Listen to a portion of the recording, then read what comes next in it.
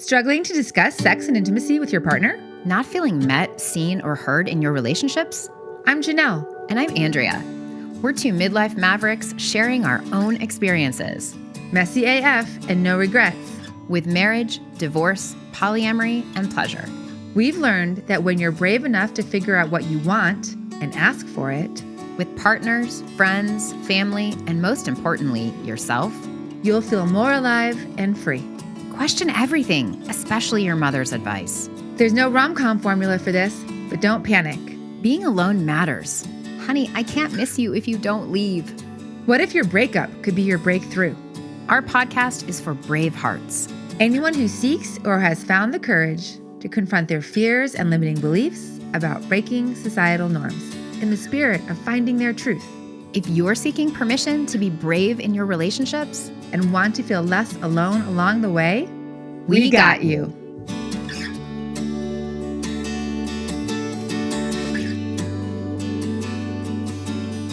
Okay, Bravehearts, if you want to just hear what it's like from someone who's willing to share so vulnerably about life, about relationships, about heartbreak, about mismatch of desires, I'm just so in awe of Hillary's ability to express without blame the differences between she and her partner and why their relationship really struggled in sex and intimacy. Andrea, what do you think? Yeah, Hillary was so articulate, so eloquent in describing how she got out of her head and into her body to make decisions about who she wanted to be with, what she wanted, what her body wanted, what her desires were, and how she learned every step of the way in having conversations about sex and intimacy with her partner. Mm-hmm. She was amazing. I felt like she was like an embodied example of everything we've taught in this whole series. Yes. She just gave us the real life, here's how it is and here's how it plays out. Yes. And she was just very honest, right? It was so good to hear someone be that open and honest so that we can all feel less alone and benefit from someone else's experience. Hillary talked about sex and intimacy with an attitude of abundance that is very remarkable. Welcome to Permission to Be Human, Bravehearts. We're so excited to be back. I'm Janelle. And I'm Andrea, and this is the next installment of our 12-part series on how to talk to your partner about sex and intimacy. We have interviewed each other. We've interviewed experts, amazing experts. We have interviewed Bravehearts, our listeners, and it's been an amazing series. We've learned so much, and we're really excited for the next episode. Mm-hmm. Today, we have Hillary Mendoza, and she'll be joining us for a little Braveheart conversation. Yes, and Hillary not only is a friend, but is also the manager of a social club and Ayurvedic practitioner. She lives in an epic one-bedroom apartment here in Denver, Colorado. She's a local girl with us.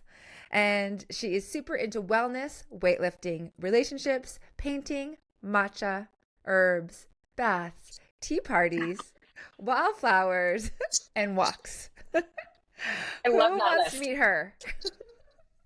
I love that list. And Hillary has been to 3 of our Permission to Be Human workshops. And so we have gotten to talk in person, in real life with her. And so it's really an honor and a pleasure to have you on the podcast, Hillary. Thank you. Thank you so much for having me. It's such an honor and pleasure for me. Yay, honor and pleasure. That's the right words. Honor and pleasure. Let's move that. Let's put those together. So Hillary, what made you come to 3 Permission to Be Human workshops? That's my first question.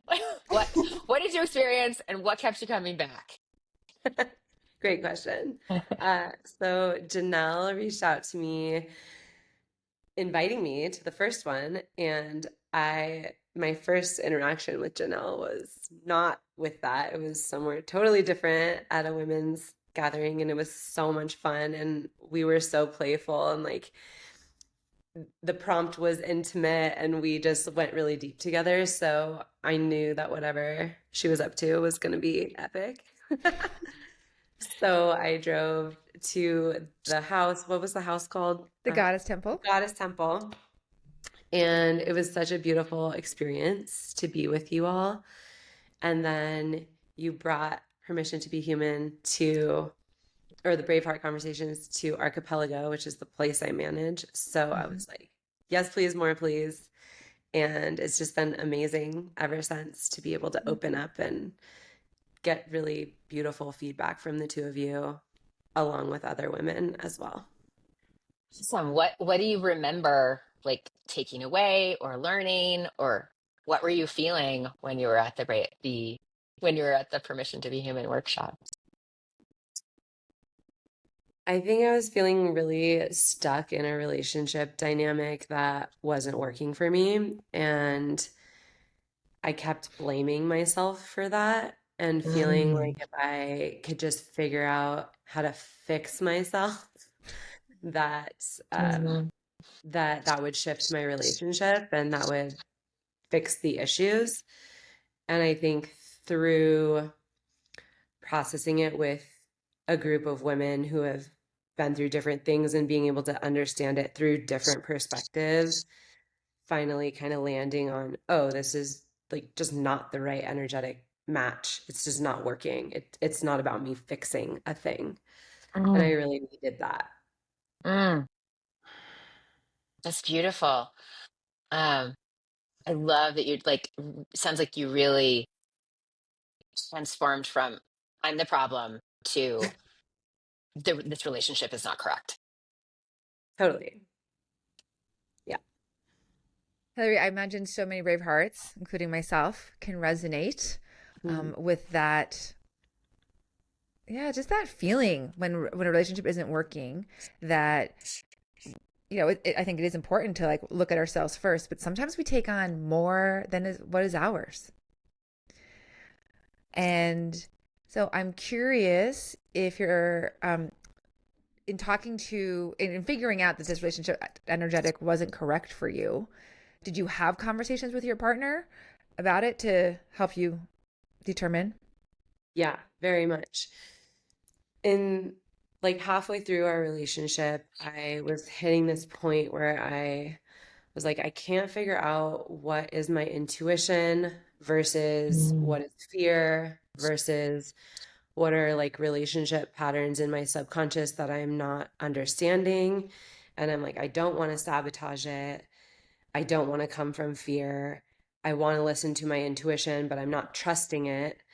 And so I got a relationship therapist to just work with me on. And what we kind of landed on in that therapy was that I needed to actually voice my desires and what I wanted and what I would love to see happen in the relationship. So, a couple of things. One is that it sounds like you lost connection with your intuition and lost trust and couldn't discern between, like, well, wait, you said, is it my intuition? Is it my fear? Is it my relationship patterns? Can you tell us more about how you ended up discerning which voice to listen to? I will say, in the very, very beginning of that relationship, like week one of exploration with this person, my intuition was telling me no. And, Mm, but I was like, but this is different and this is not the same pattern that I do. And this person is so kind and they're showing up really sweet. And mm. so then I was like not trusting the no. It was like I needed a reason and I couldn't find the reason. Instead of just trusting that it was a no and I didn't need to know the reason. Whoa. Ooh, so good. Mic drop moment. Yeah. Yeah. Because you were not Yeah. trusting the no. Yeah. And another really interesting thing that was happening was that I had this person and I had another person both pursuing me. The other person, very sexy, very electric, very narcissistic. And I wanted to go towards that because the chemistry and the passion was stronger, but I was like, no, That's my pattern, and I refuse to go. And I think what I didn't understand in that moment was I'm being presented two options, but that doesn't mean that I need to choose either option. Oh, Oh, such good wisdom. Oh my God, so good. Yeah, like I could have just said no to both Right, right. right. So because context. neither were right. Context is so important. Yeah. So I'm curious when you said that you don't have to know the reason, but could you feel it in your body? And if you could, like where did you feel it and what did it feel like? This no that you ultimately doubted. Yeah. So I think when my brain speeds up and I start going into like a lot of questioning and like, I don't know, this is this, but this is that, and I start going out of my body and into my head and into trying to figure it out in air quotes. Um, I think that's a big sign for me. I think I also feel it in my stomach and I feel it in my heart. I actually kind of feel it in this whole like central channel of my body that just it feels off. Like it doesn't feel aligned or harmonious. And I start worrying, questioning, doubting. Whereas when things feel like a yes to me, it's like my heart is open. I feel expansive. I feel excited. I'm like, oh my God, this thing is amazing. I wasn't feeling that. Mm-hmm. Uh-huh. But I'm guessing though there were things you said he was kind, and there was a few other things that you mentioned. Yes. So how were those? How were you tracking those or sensing those? Were those in your body or were those in your mind? Where you're like, how did that play out? I think they weren't in my body and they were more in my mind. And I remember like I would talk to people, even the first like 3 months of dating this person, and they're like, how is it? How's it going? And I would say every time, I don't know. It's so sweet. Like he's just so sweet. And it just feels different. Like there's just such sweet and he's really consistent. So it was like those were good values, but I wasn't like, oh my God, this is so exciting. I'm so sure. It kept being like, I don't know. I don't Mm-hmm. really know. Right. Mm-hmm. And so it sounds like that I'm hearing that I just wanted for our brave hearts out there, values are good and they can be very aligned with you in your Right. head, but Right. not if you're not present in your body. Yeah. So I'm curious, how did you get back into your body when you were living in your head so much about this particular person? It took me a really long time.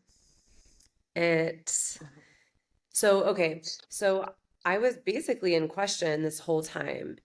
In month 4 of us dating, he had mentioned something about wanting to go on tour with his band, with his music. And we had just had sex and we were laying together. And it was like, he was like, hey, where are you? Because I was really in my head. And I was like, I just keep thinking about how we're, I can't see our futures together. Like, you want to go on tour and have this whole band life, and I want a home and a garden and like a grounded life, and I want to be in one place, and I don't really want to be a groupie. And I was just trying to open up the conversation, but I guess the way that I said it really triggered him. And he felt that I was then just using him for a fun time, but I didn't see him as like a long-term potential partner, which wasn't necessarily true. I was just trying to explore, like, well, what do you think about our futures? And so that I think was one huge ripple in our relationship that now looking back at like it created so many things, so many issues, honestly. Mm. Mm. So, do you feel that like there was a better way you could have had that conversation, or do you feel that? Yeah, I'm curious. Yeah, I think I could have asked it a different way and given him more context for what I was thinking, but I hadn't fully thought it out yet, and it just kind of came out in the way that it came out. Mm-hmm. And like I wish I would have been like, "Hey, can we talk about our futures? Like how do you see this working? What do you see for me and you together with your band and touring and with my life here in Denver? And Mm-hmm. do you see that working? Do you see a long-term thing? Or is this, yeah, just being more curious instead of saying, I'm not seeing how this could work, but also wanting his input. Like that wasn't really the best way to do it. Mm. Mm-hmm. I'm hearing you would have set up a container like more intentionally to talk Yeah. to him. Yeah. And was he open to that after you had this kind of this more spontaneous conversation? So that actually was the first time, like we had not ever fought, or like if little things had come up, we were really good at just like talking through them in the moment. But in that moment, he got super shut down and very angry and was like, I need space. And we ended up like walking away. He needed like 48 hours of space without talking to me. And I think from then on, I thought that we had repaired, and for him, we hadn't repaired. And his belief was that I was just using him for a fun time, which I had no idea. And I was still very much in the relationship, Mm-hmm. but it impacted the way he showed up to the relationship because he didn't think that I was all in. Was that kind of part of the end of the relationship conversation where you figured that out, that you guys ended up in just different places from a breakdown in communication? We had like after that 48 hours, we came back together and we talked about it and we repaired and we were like, we want to be together. But I think he didn't quite let me know what was really going on for him. So I don't think the repair fully happened.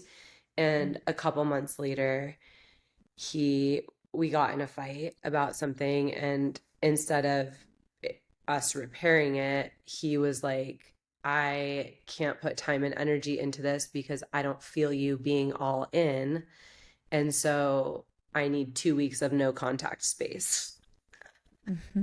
Mm-hmm. which I gave to him Mm-hmm.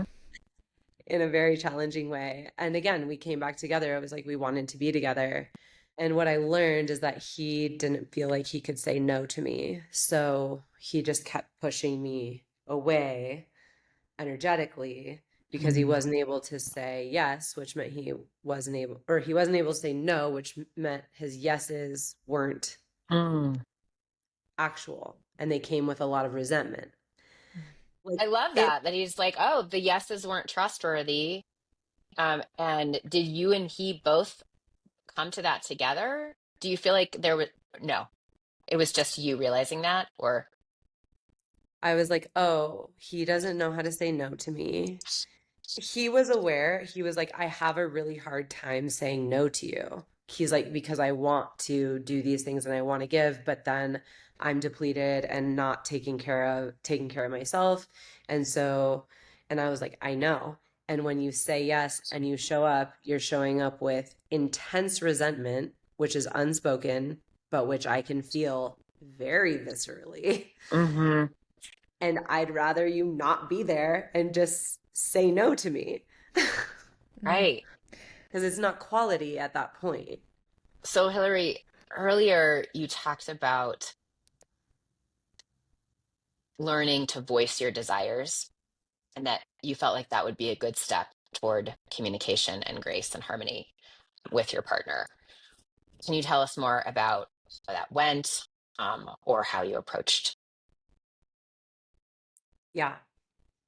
So I think before I started seeing my relationship therapist, I I kept thinking like from the manifestation world kind of thought forms of like if I just get my energy right, if I change my energetic, if I'm grateful to him and hold him in high regard and emphasize what is going well, then the relationship is going to work.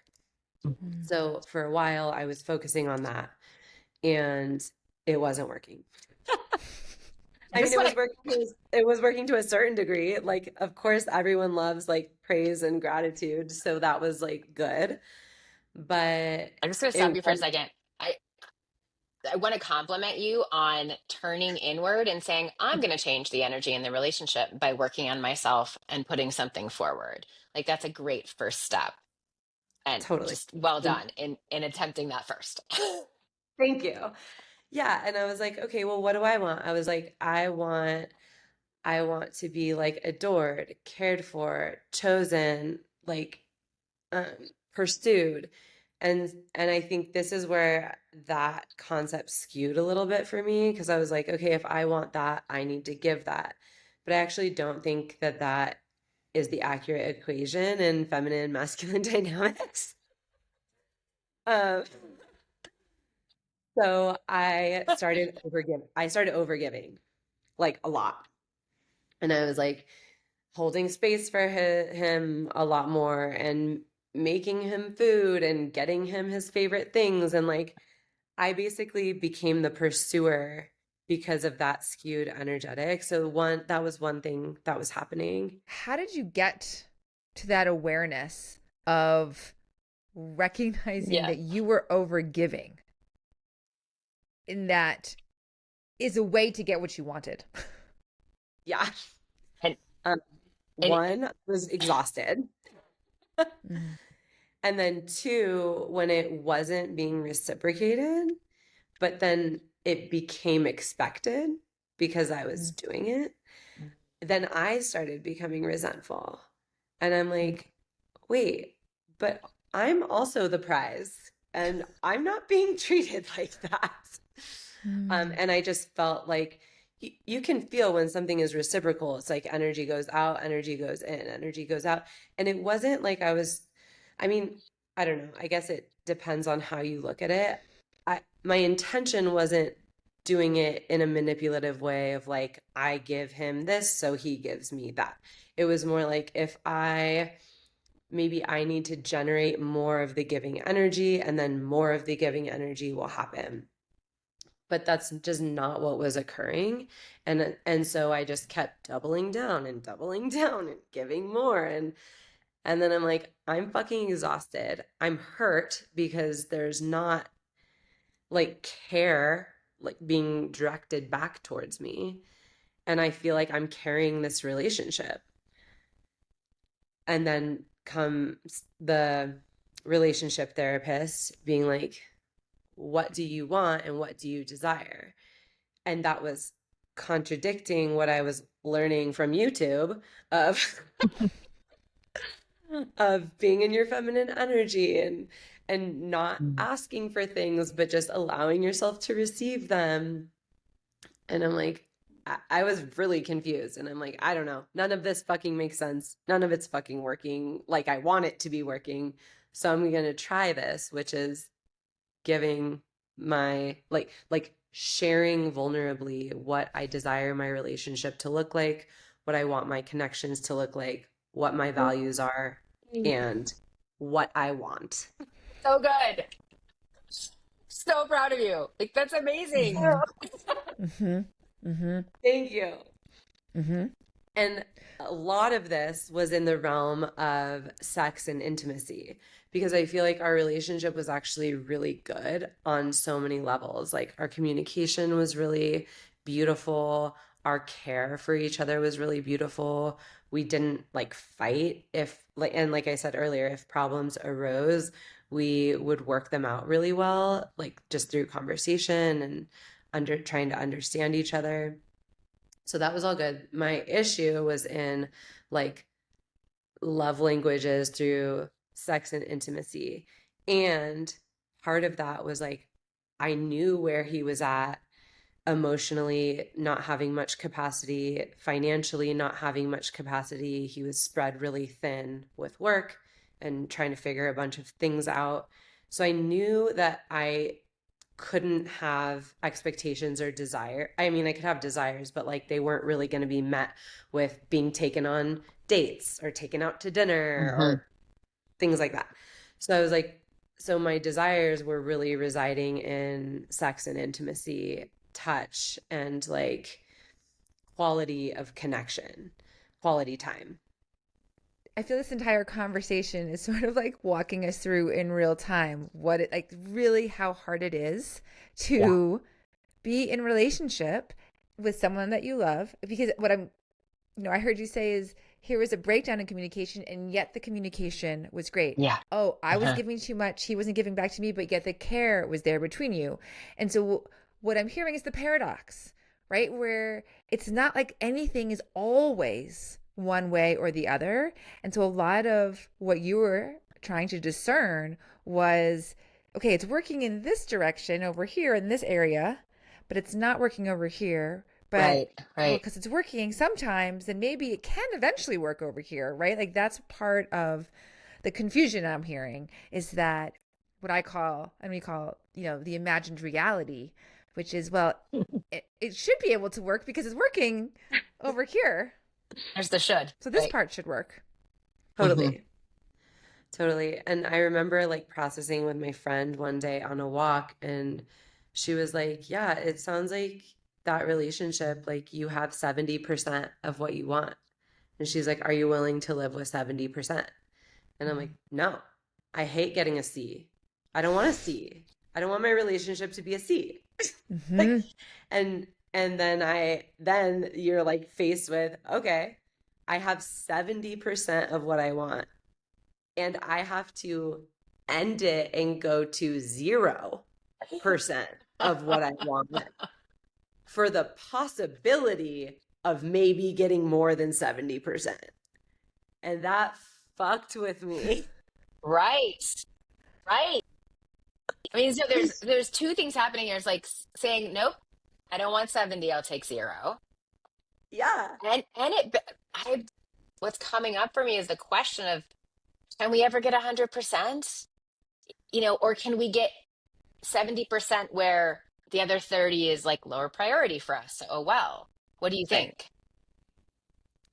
I mean, I like to aim for a solid B minus. So like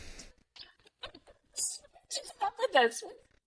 You're my so teacher, serious about that. this is actually so good. So business, but everything is everything, right? Everything reflects everything else. But my one of my business teachers would always say, just get it done. It doesn't have to be perfect. Aim for a solid B minus. And I'm like, cool. If I'm in the B range, but like in school, I was not okay with getting C's. Like I was a 4.0 student. I wanted to do really well. Huh? And that could be problematic. And like I've let go of a lot of perfectionistic shit, but I still feel like I want more than 70% in a relationship, particularly like you said. And I think that, Andrea, that was like really spot on is like, but what is the 30% that's missing? If it's not Right. part of your value or like high, high caliber love language, then fine, whatever. I don't care. Like, but if it's the part that I need most in relationship, which it was, then that 30% becomes really fucking important. Mm-hmm. Yeah. I hear a lot of clarity, like with moving forward with what you want. Yeah, Mm-hmm. deeply. And in some ways, I also then wonder if that ratio was actually off, right? Were you actually getting 30% Mm, and missing the 70%? Because if you look at like the thing that was the most important to you, given the context of what was available to you, it wasn't there at all. And I right. can I can relate to that and like really minimizing the percentage of what was valuable to me and saying, Mm, well, I can live without this. It's only 3%, but actually it was the thing that lit me up Yeah. and has me feel free and alive and is in my body and is in that joy and in that radiance. So I think yeah. you might also have skewed numbers. Yeah, I think Bravehearts and what we're saying here is like, when you're talking to your partner and deeming, what's the energy like? Is this the right fit? How is our communication? How is, how do I feel in my body? Not surprisingly, it cannot be put in a linear percentage system like grades. It can't, right? Because because what's important to you might not be important to someone else. And so we have to think about the weight of our values, not just our values. I'm also curious when I was in a relationship that I was evaluating for a long time, like I didn't have these skills of like knowing to listen to my body.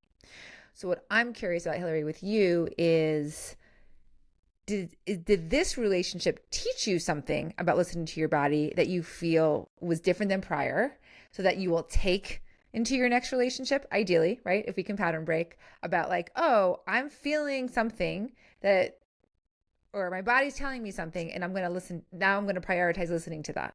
Mm-hmm. Yes. Yes. I feel like I just got a huge test by the universe of this, and I'm so fucking proud of myself. Like, I haven't been this proud of myself in a really long time. Love it. Somebody has been asking me out and asked to pursue me, and all of the things were aligned. All of the concepts were aligned, what we wanted for our lives, all of that. We have a former relationship, all of that. There's attraction, everything. But something in me was like, no. And so I literally just, he asked if he could pursue me and take me out and court me, which I love, by the way. I'm like, oh my God, that's what I want. Sign me up. Yeah. I sat in meditation and the answer was like, no. And I'm like, why? And I could think of like little reasons why, but mostly the answer was no. And I was like, cool, I don't need to know why. And I don't need to tell this person the reasons why. I just need to tell them, I adore you. I think you're great. And for whatever reason, my intuition is saying no on this. And I know what it's like to override that. And it causes years of pain and suffering. And I'm not going to put either of us through that. So I'm going to lovingly say no. Another mic drop moment. Like you didn't need to know why the no. You didn't need to tell him why the no. Nope. But you lovingly two suitors at the same time. Suitors, like we're fucking in the 1800s. Bridgerton, right? Two suitors at the same time, literally like, come live on this property. I want to have your babies. Let's get married. And I'm like, oh, here are my two options. Wait, no. Here are two possible options of perhaps many options. Neither of which feel right. So I'm going to say no to both. OMG. Like, yes, you had a full-on redo. A full-on redo. This is your attitude of abundance that is getting you here, right? Instead of scarcity. Well, like literally, I was just talking to a friend over the weekend, and her mom saying to her, like, well, you better hurry and go find someone because why? Because there's not enough. Right. Yeah. And you're operating from this opposite principle. It's like, there are plenty of people for me to connect with. And these two options are not right. You can feel it in your body. Yeah. Wow, you're such a brave heart. Thanks. Yeah. I want to tell you something else related to your other question. Please. Yeah. Okay.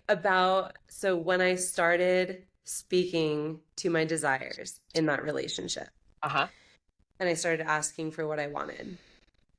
And I think I wasn't doing that because I was afraid that if I started saying what I actually wanted, I would be rejected and that I wouldn't be able to deal with the pain of rejection, which my worst fear came true. And it was really fucking hard, like deeply challenging. And I think needed to happen to be like, okay, and that's fine. But like, I started asking for what I wanted sexually and intimately. And I started those conversations. And what came about through that, which I think if I would have had these conversations way earlier on when I started feeling it in the first place, it would have ended a lot of suffering way sooner. Because by not speaking to those things, it's like, well, neither of us knew then that we weren't a match in that way. Mm. And so like, oh, go ahead, Janelle. So are you saying that you were not having conversations about sex and intimacy in the beginning? Because maybe in the beginning it was good and good Yeah, enough good in the and all beginning. of Yeah, good enough in the um beginning. and so then but once you started feeling, oh, like there's something else here that I want, but I'm not going to say it because I'm afraid of the rejection. Yeah, But if you, that's the moment that you're like, if I had started to speak my desires yeah, then you would have both figured out that actually you're just not a match. And like the rejection might have been there, but it would have been, it's there because you're not a match. exactly. Yeah. Mm.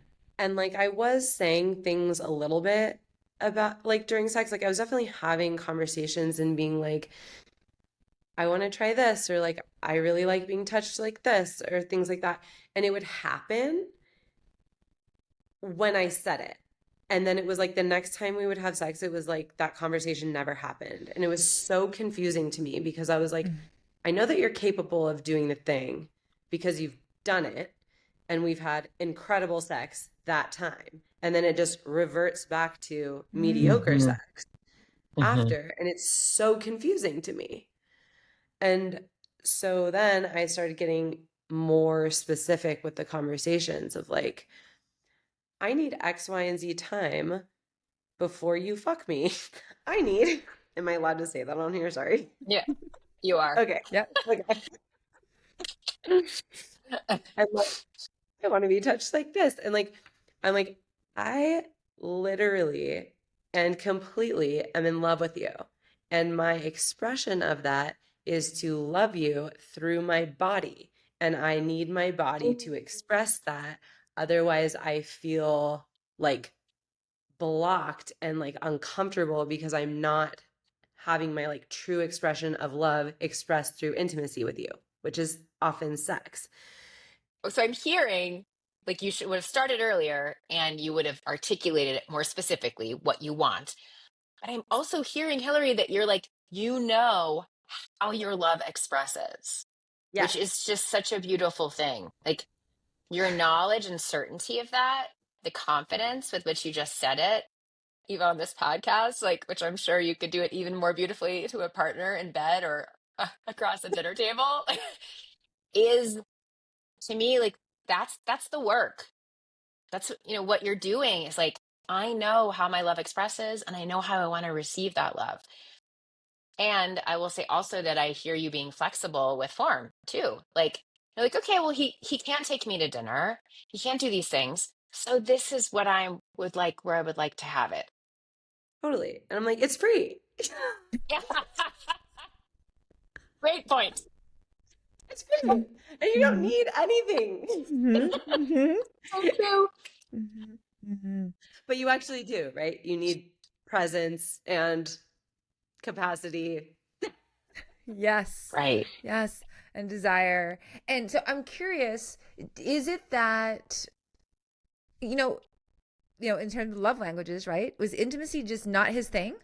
Was he, someone who would rather have done like acts of service and I don't know, want him wanting you to do something just totally different? Or, so like, was it a mismatch of desire? And that's why, had you spoken to it earlier, you would have figured out that you didn't meet there? Yeah, because once we got down to it and we actually like really sussed out the details of it, I was like, I would have sex every day, sometimes multiple times a day. Like, I don't need sex every day, but that's a pretty natural progression of me being with my lover and kissing them and wanting to like express it to the depth that I want. And I found out that for him, he would only want to do that like maybe a couple times a week. So I'm like, okay, that's kind of normal, I guess, like people having different desires for sex. But at the same time, what also arose from that conversation was that he was using porn. And so he was like coming still every day, but didn't want to be doing that with me. And not because he wasn't into me, but we found out that we have sex for very different reasons. And Mm. so I was like, oh, Mm. I have sex to express love and to feel connected. he had sex to release, and it was like a stress release. And I demanded a lot of presence in sex, whereas for him, he wanted to check out in sex. So it wasn't life-giving to him because he had to be present with me, and he didn't want to be present. He wanted to be releasing. And so the energetic of our sex was for very different reasons. And so it was like more energy for him to be with me when he didn't have energy to give because he was stressed in all these other places of his life. Wow. Wow. Yeah. That was a double wow that you just got. Yeah. Pinky swear. Okay. So Hillary, your eloquence and like ability to describe that was really, I just want to say thank you. Because you're speaking to something that most of us never get to talk about and so rarely get to hear, just like the nitty gritty of like, here it is, being in a relationship, having our differences. And what you're also saying is like, without judgment, you're simply saying you had two totally different ways of looking at sex that most of us probably, I don't know that I've ever even thought of it the way that you just said it. So Yeah. I'm going to think about that now. I'm like, oh my God. I was so right that you were going to be amazing on this podcast. Like, I was like, what about Hillary? Like, she would be so great. Like, and you're very articulate and very self-aware. And I mean, I am learning as you're speaking. Yeah. Thank you. That's so sweet. So Bravehearts, I just wanted to point this out is to think about and reflect on what Hillary just said is what do you get out of sex?